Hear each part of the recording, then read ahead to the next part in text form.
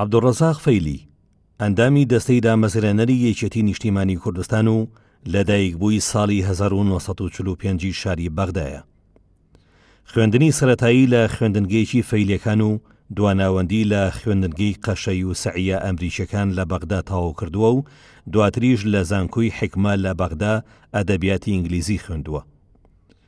ژیانی سیاسی عەبدوڕەزاق فەیلی لە ساڵی 1959 دەست پێ دەکات، کاتێک لە تەمەنی 14 ساڵیدا پەیوەندی بە ڕێخستنەکانی پارتی دیموکراتی کوردستانەوە کرد و بەهۆی بچووکی تەمەنیەوە وەرگرتنی وەکو ئەندام بۆ ساڵی 1961 دوا دەکەوێت.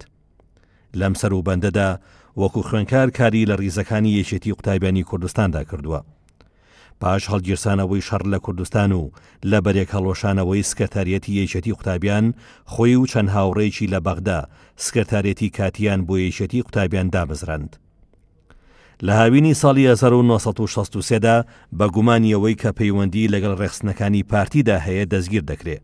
بەم هۆیشەوە ساڵێکی خوێندنی لەدەست دەچێت. ساڵی 1964 دوا بەدوای کودەتاکەی عەبدوسەلام عارەف ئازاد دەکرێت و دەگەڕێتەوە بۆ خوێندنەکەی.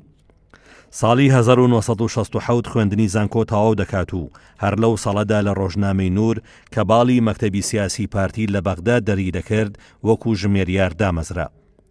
ساڵی 1970 لە فەرمانگەی پوختەکردنی تووتن لە بەغدا بە فەرمانبەر دادەمەزرێت. ساڵی 1970 دوا بەدوای یەکگرتنەوەی هەردوو باڵی پارتی دیموکراتی کوردستان بۆ ئەندامی مەکتەبی سکرتارێتی یەکێتی لاوانی کوردستان و بۆ ساڵی دواتر دەبێتە سکرتەری گشتی لاوانی کوردستان. ساڵی 1974 لەگەڵ دەستپێکردنەوەی شەڕی کورد و ڕژێمی بەعەز پەیوەندی بە شۆڕشەوە دەکات و تا هەر سێ شۆڕژ لە کارەکەی بەردەوام دەبێت. لە دوای هەرەسی شۆڕژ لە ساڵی 1975 لە شاری نەغەدە دەگیرسێتەوە و هەرەو ساڵە وەک نوێنەری قوتابیانی کوردستان لەگەڵ عادل موراد دەچێتە سووریا. هەر لەو ساڵەشدا لە سووریا پەیوەندی بە مام جەلالەوە دەکات کە سەرگەرمی پرۆژەی دامەزراندنی یەکێتی نیشتیمانی کوردستان بوو.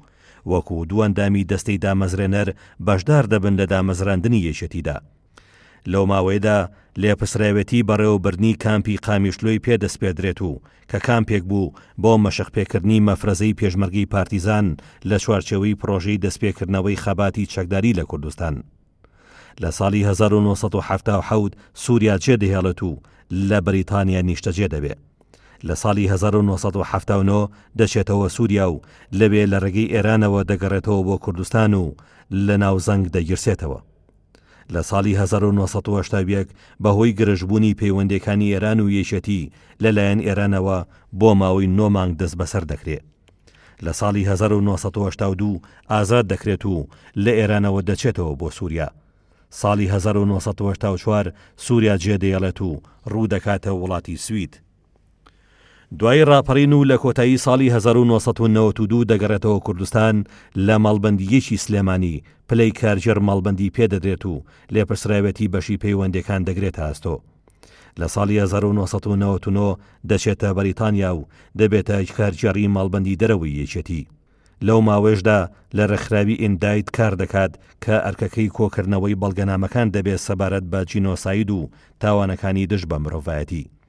ساڵی 2002 دەگەڕێتەوە هەرێمی کوردستان تا ساڵی 2005 وەزیری پەیوەندەکان و هاوکاری بوو لە ئیداری سلێمانی حکوومەتی هەرێمی کوردستان. ساڵی 2009 دەبێتە ئەندامی لیژنەی باڵای مەکتەبی ڕێخستن. ساڵی 2010 لێپرسراوێتی بەشی پەیوەندەکانی دەرەوەی لە مەکتەبی پەیوەندە گشتەکانی یەکێتی نیشتیمانی کوردستان پێدەست پێدرێت.